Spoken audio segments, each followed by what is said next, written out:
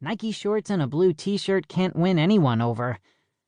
"No," she said as she rubbed the back of her hand across her forehead. It was unusually hot for May in South Dakota, and my dad refused to turn on the air conditioning. "But why?" I whined. "I've been invisible for weeks. I'm not going to just become visible again this afternoon for the 1 hour we're at the mall. I promise." "You can't promise that," Phil chimed in from his spot at the kitchen table. Of my 3 older brothers, he was the closest to me in age at 17, and he took a special pleasure in making things hard on me. I think he was still bugged about losing his status as the youngest when I'd come along unexpectedly 13 years ago. "I don't need your help," I said and stood up.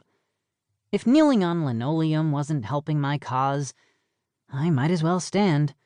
"Come on," I begged. "I leave for camp tomorrow, and I still need a bunch of stuff." "Should have just ordered it all online," Phil said around a mouthful of pizza. I reached over and swiped a slice off his plate. Thanks to my invisible hand, it took him a solid 5 seconds to realize it. "Give that back," he said, and made a swipe for it. "I already licked it," I said, "but fine, here you go." I tossed it back on his plate. He made a face and shoved it away from the rest of his unlicked pizza. "Mom," he said. "I didn't actually lick it," I said when Mom stopped unloading the dishwasher to stare daggers at me. Well, not so much at me, but at the spot where she knew my head was probably located. She was really looking right through me and giving the rooster clock on the wall behind me her signature mom glare. But that didn't make it any less effective. She nodded, and Phil pulled the offending piece of pizza back onto his plate and grumbled something that probably wasn't overly complimentary. "Mom," Phil said around his next mouthful, "I think I'd like to go to the mall. Just to browse. I'll be back by dinner time." With that, he stood up, jingling the keys to his new Jeep in that obnoxious way that made me want to smack him, and taking his pizza with him. "How is that fair?"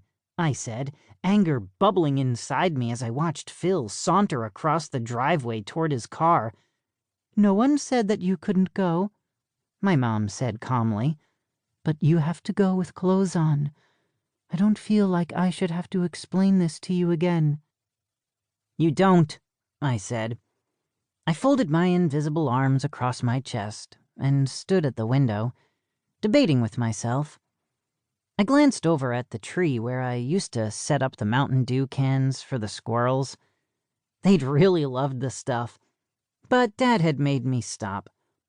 Sometimes having a veterinarian for a father was fun, like the time he'd brought home a box of kittens for us to bottle feed. And sometimes it was annoying, like when he lectured you about not giving soda pop to the wildlife. In my defense, I had no idea the crazy critters would get cavities. "Can I go to the mall with Phil?" I finally asked. "Sure," she said, "but if I hear about you going naked to fly under the radar, I may just call off camp."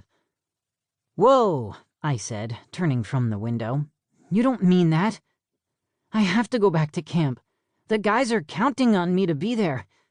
"And I'm counting on relaxing this afternoon without any phone calls from the mall security," she said, matching my tone perfectly. I was about to tell her about how my friend Emerson had accidentally floated all the way up to his mall's ceiling and that they'd needed 4 security guards and the fire department to get him back down again. But the roar of Phil's Jeep interrupted my thoughts, and I realized that my ride was about to leave without me. "Bye, Mom," I said, grabbing my flip-flops off the mat by the door and spinning to go. "Hold it," she said. I froze and turned back to look at her. "Forgetting something?" she prompted, and I hurried over to give her a quick peck on the cheek. She managed to wrap her arms around my invisible shoulders and give me a quick squeeze before I was out the door and racing after the Jeep that was already making its way down our driveway.